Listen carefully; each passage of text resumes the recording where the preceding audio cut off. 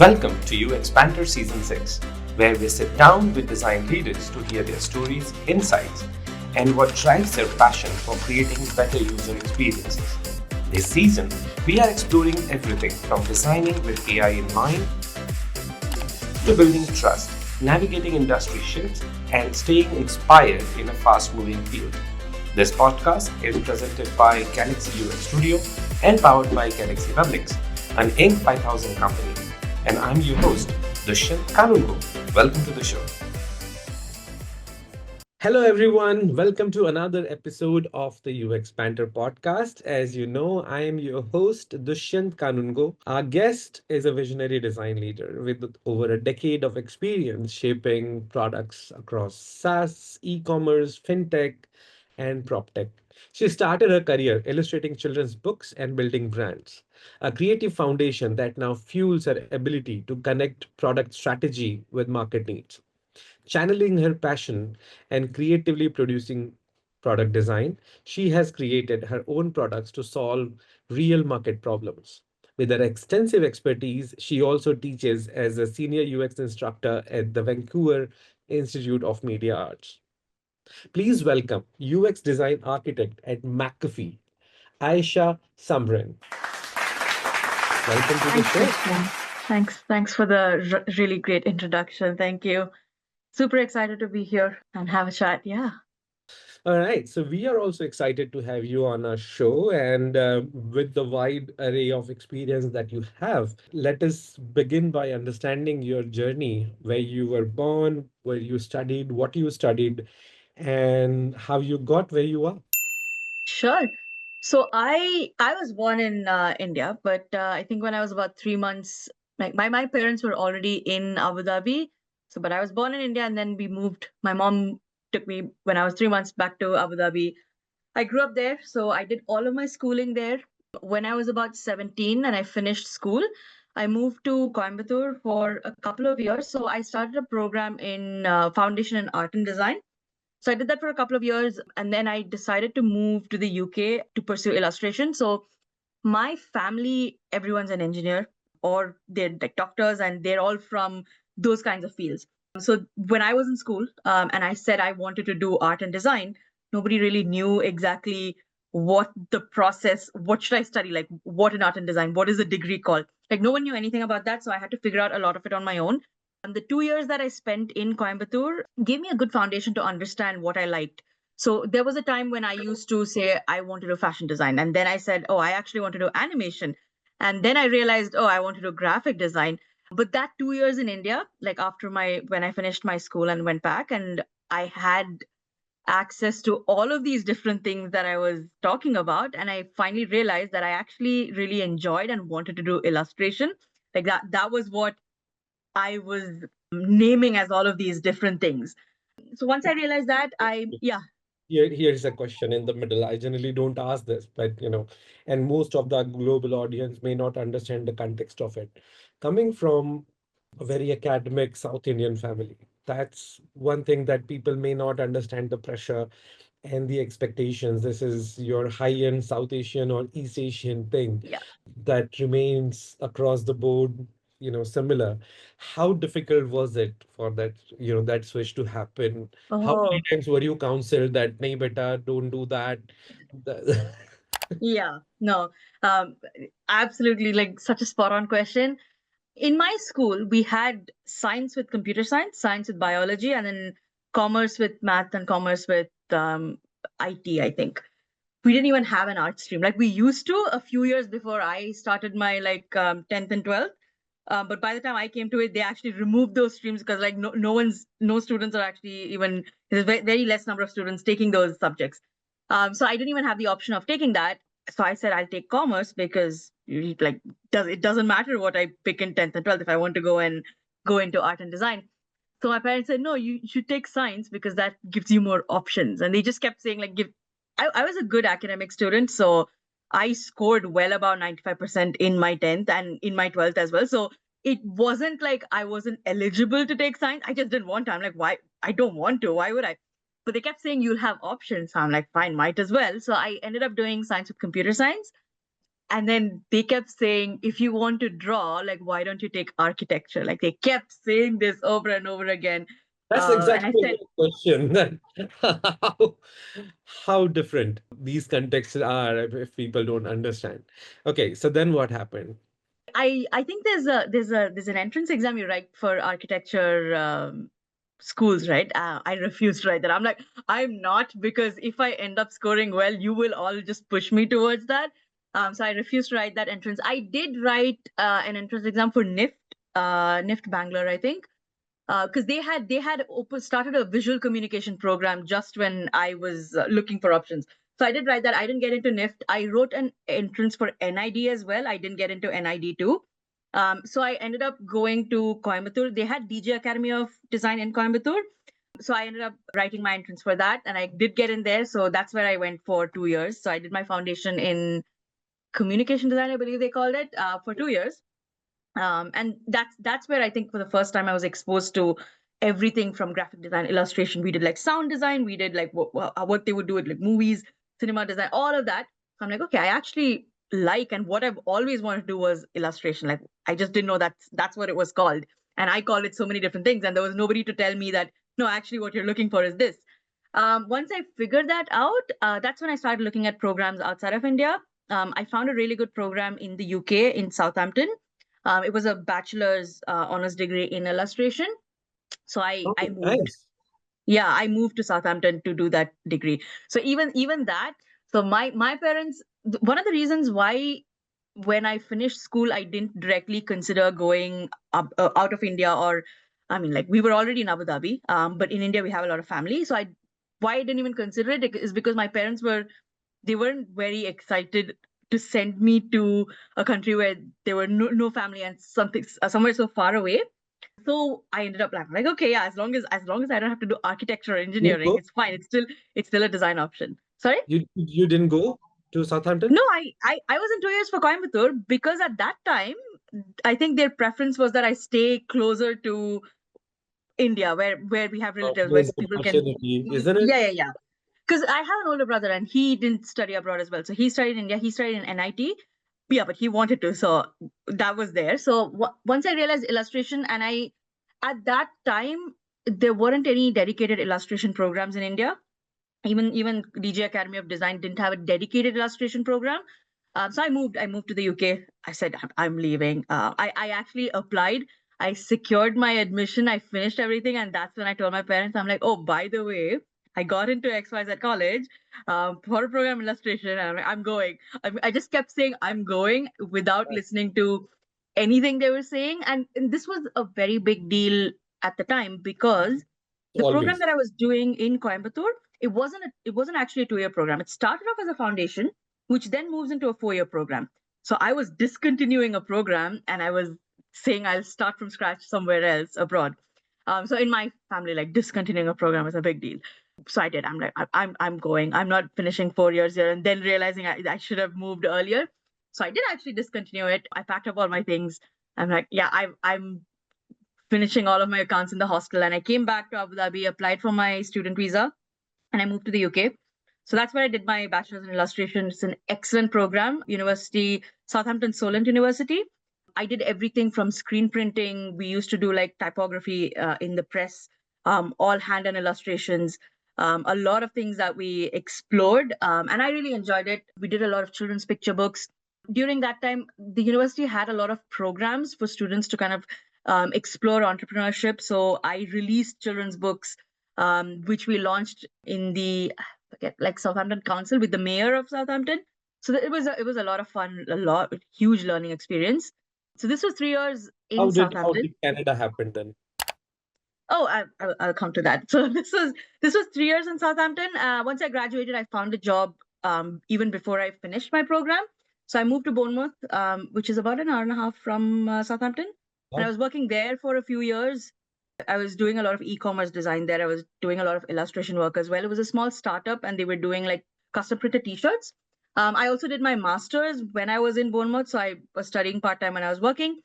So how Canada happened was, at some point, I realized with all of the policy changes the government was bringing in that It wasn't sustainable for me to continue in the UK because it's going to be a headache to get my permanent residence and then get my citizenship.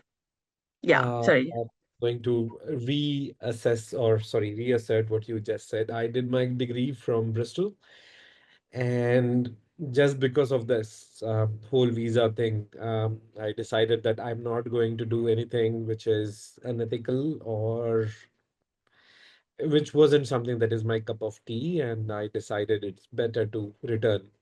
So the Yeah, best and brightest go back rather than staying and let them struggle with the rest. It is a yeah, sensitive matter, should not talk about it on the record, but yeah.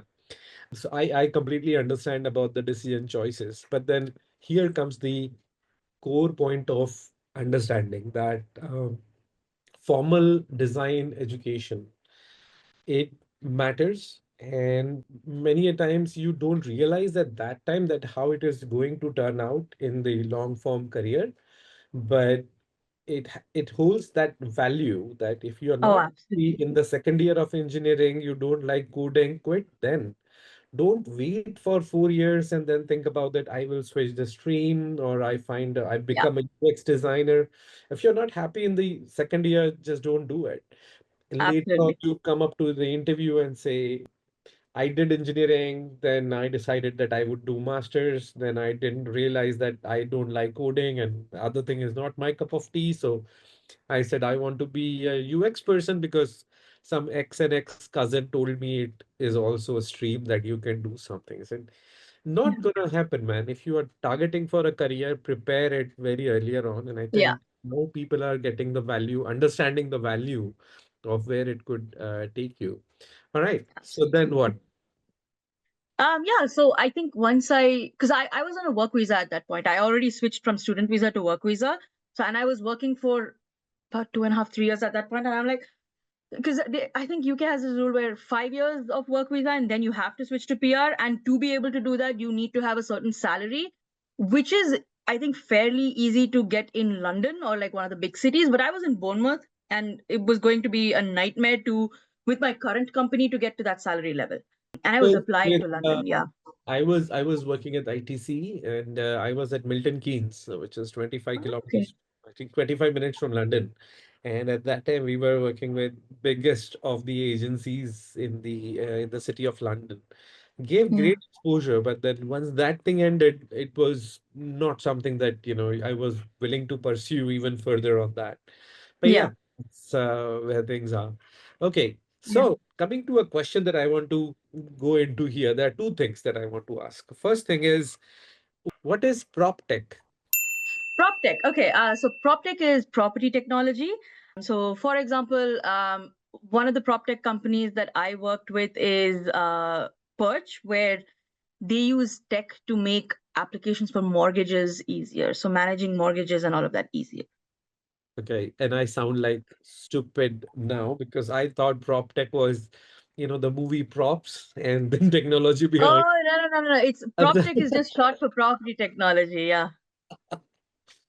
Well, many, many years in the industry, and I still get, gobsmacked by certain terms which have no apparent translation directly into the meaning of it. But yeah, that's one. And second question, cultural shifts and the work that you do, starting from Abu Dhabi, India. Culture-wise, South India, I think, has one of the most beautiful art forms in visual and dance and architecture. And, as a whole, of course, India is vibrant. But there are influences that only can be derived from the southern parts of our Yeah. country. And then Abu Dhabi gives you that unique mix of what the Middle East has to offer. And then you did illustrations with theory and everything in Europe. What does that mix looks like? How do you manage to? I hope that you experimented with mixing all the things Oh, because absolutely. Yeah. as a creative person, that is bound to happen. How was that like? I mean, that's a basic question. Yeah, so I think one of the reasons why I really loved my 3 year illustration program in Southampton is because it allowed me to kind of explore and mix these different ideas and inspirations. So things like, for example, we were doing like a project with colors and sounds, a children's book project. So we're having a sentence about silver and how silver jingles. So for me, the first thing that comes to mind is anklets, which is like from South India.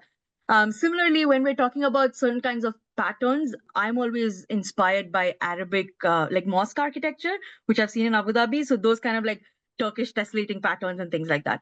So I've always incorporated things like that into like backgrounds as textures. So it always has. I think like if you see my illustrations, it has those kind of like Indian style of patterns and designs, or like Arabic architecture inspired designs. It's in many cases, it's not something I've consciously put in. It's just what I've grown up with and observed, and what comes naturally to me, that it just shows up when I start drawing or when I start painting. So yeah, I've consciously experimented, but a lot of it I've found has kind of woven itself into my style itself. Yeah. And what kind of freedom that you experience when taking all that global knowledge? We are talking Asia, Middle East, to Europe, and now proper West, and working with McAfee, which has headquarters in San Jose. You see, this is like only if you include China or Hong Kong or Malaysia, somewhat, you cover the globe. Yeah. How does this sort of global learning come into play when you work on any project given now? Oh, what I notice is, especially when I'm working with a company like McAfee that has customers globally all over, when we even something simple as when we're looking at cart or checkout, payment methods. People use GPay in India. It's something so common, natural. It's not as common in the West. So understanding the nuance, like when we're designing cart and checkout for India, maybe we put GPay first, or like maybe that's a very key option that we put. Net banking. Net banking is not something that we use commonly in the West. We use e-transfer. Again, within Canada and US itself, Canada has something called e-transfer, where you can, using someone's email, send them money like within minutes from your bank account to their bank account. It's not a thing in the US. They use PayPal and Venmo for that. So understanding, like, I think this kind of knowledge from living in these different places, like what kind of payment methods do people use? Like, what do they look at? Like the colors. For example, if we're talking about, like, if I'm designing things for weddings, in India, red is a very common wedding color. In the West, it's white. So even understanding that kind of cultural context and knowledge and the expectations around minimalism, how things are looked at, what people like and don't like, I think makes a difference in that overall design. So in India, the most common method of payment is now UPI. And on display, there is always this QR code which is presented. So even on the website, if you go, there is a QR code. So either you can request money on your ID, or you can Yeah. simply enable the QR code on the website that you are making a purchase from, and Oh, nice. just say scan it, and exact amount that is due shows up, that Yeah. you just enter your PIN and it is sent. The website refreshes and it is done. So there is Oh, absolutely. Yeah. no another mobile app is required. You Oh, just nice. Okay. done. So I remember in 2014, I was working with a design studio in Bristol, and Mm-hmm. they got a project for revamping Levi's website for Indian market. Right. And the denim, it is licensed by some organization in India. They don't have the e-commerce method applied to. So they wanted to do a portal which is done in UK, and just to show off or what. Mm-hmm. Uh, that it is, we got it done in London or something. And I was, because being an Indian and part of that agency, they just called me and said, listen, this is something we need to put in the proposal. And payment methods came, they naturally went with the standard way of doing. And I said, Yeah. wait, why are we adding cash on delivery? And the question was, what exactly do you mean by cash on delivery? How does that work? I said, Indians don't trust Yeah. transaction, and you have Absolutely. to add the option of cash on delivery. And so, is there a registry? How do they do it? Can the delivery person be robbed? I said, those are not the question that you should be asking. The question here is that do you want to make a sale or not?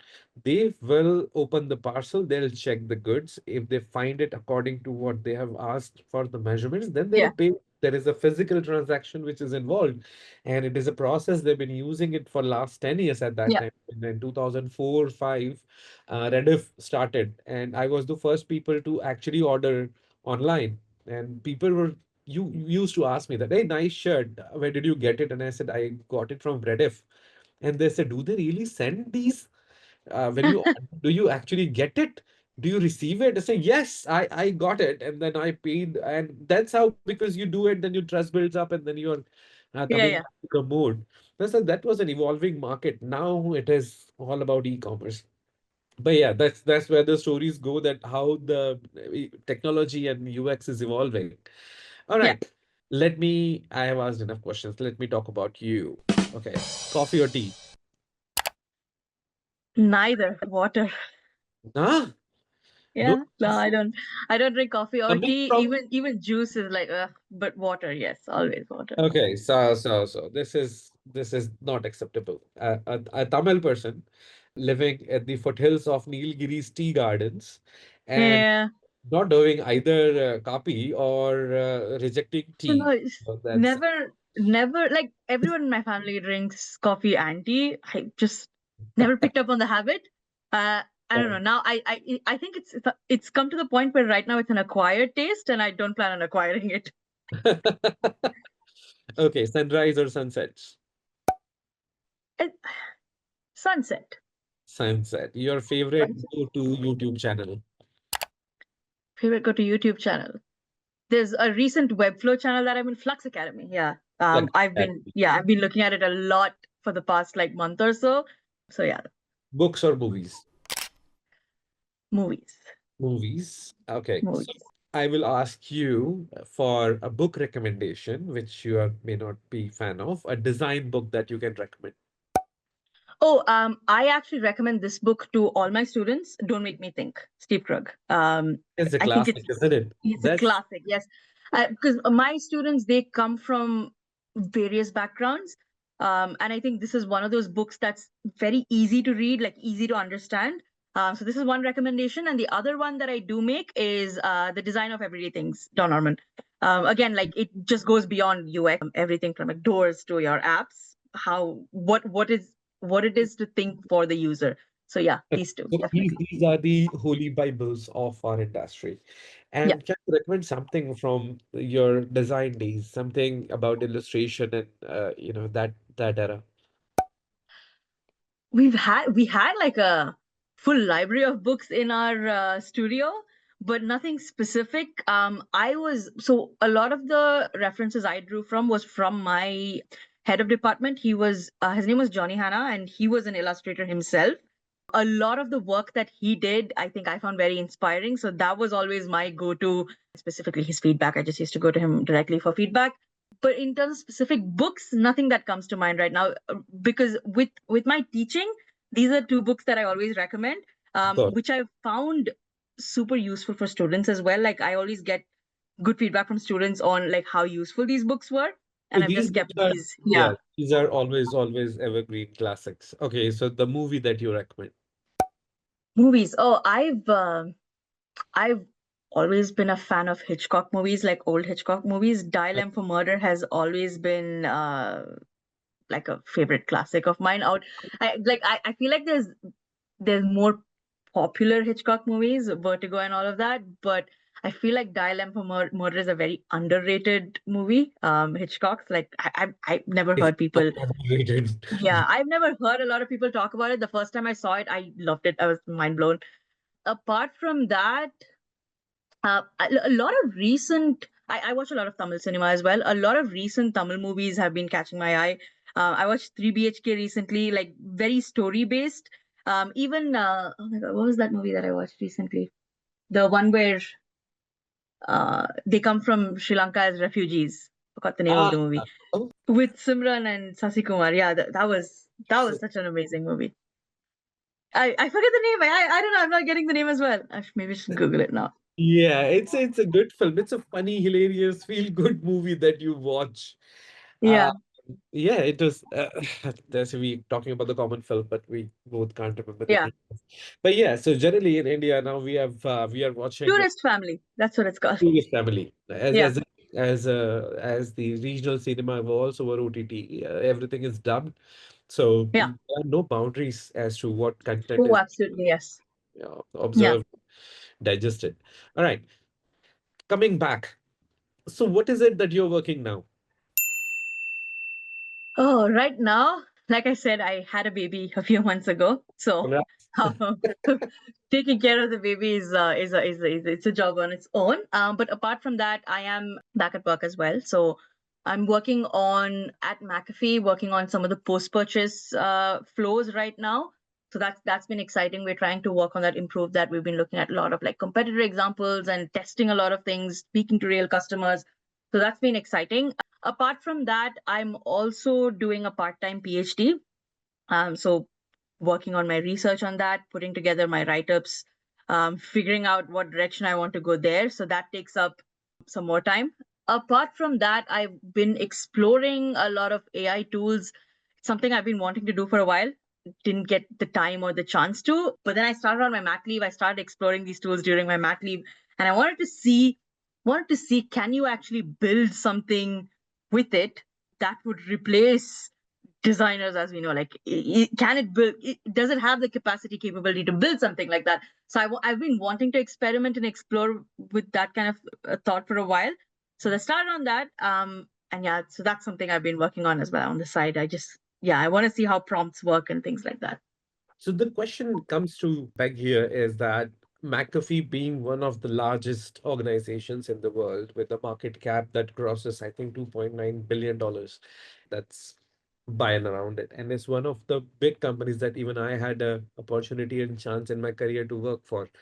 So the question here is that when you're working in a highly successful, largely complex enterprise grade environment, using new technology like AI and adoption of it, how does it work? What is the adoption challenges that you have found? And are you able to apply your learnings that you did on your own into the core business as it happens?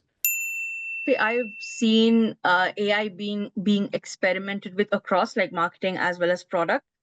With marketing, they've experimented a lot with generating images. So one of the challenges that we've always had is, like, for example, like if you're talking about antivirus on your phone, what kind of image would you use on that marketing? Like someone looking at their phone, are they happy? Are they sad? Like, are we using product shots? So this has been like something we've experimented and tested a lot with. And sometimes you just don't find the right stock images to work with. Sometimes there isn't a budget for an actual like production shoot. They've experimented with generative AI for images. We didn't land on something that we would have liked to use, only because a lot of the times what we generate, it's very clear that it's not a real person. Like there's something off about it. There's six thumbs sometimes. There's always something off about it. So, but that being said, we have experimented with using AI for creating images.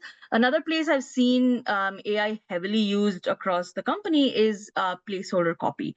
To get the first draft of the copy, we have a amazing content design team, but we still need to give them direction as to what the business case is for the design and what we want the copy to convey.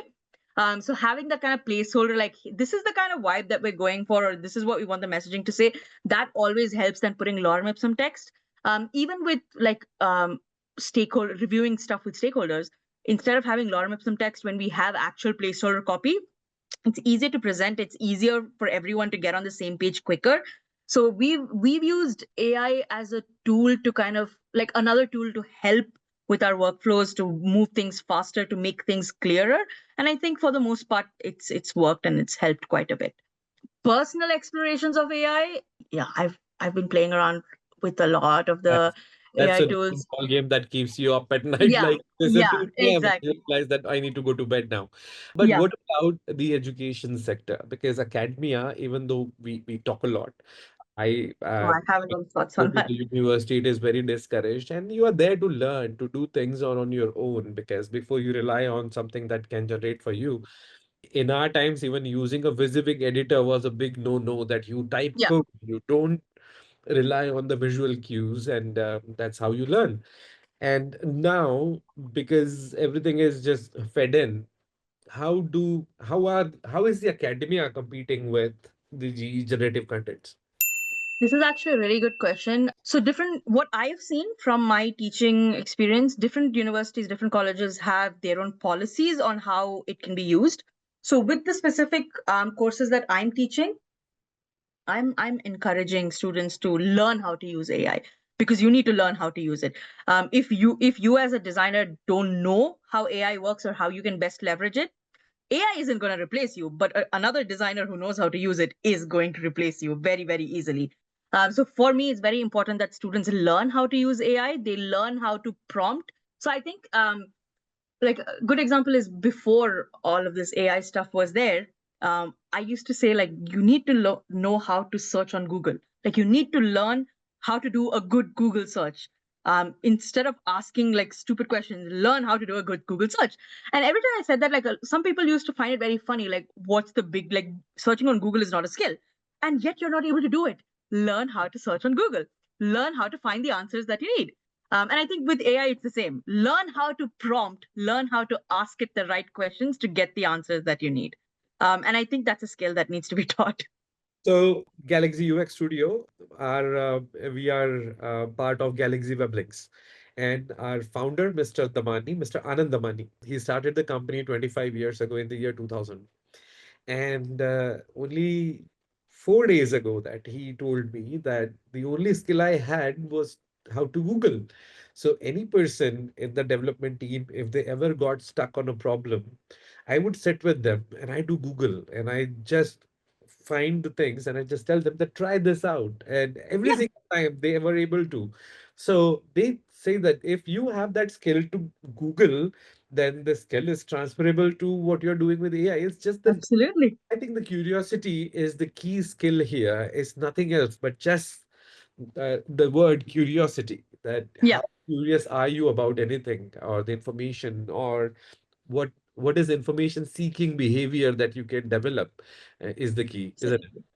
Oh, that's actually an I've never put it that way. Like curiosity is the skill. I always like it has frustrated me so many times when people want Google things correctly.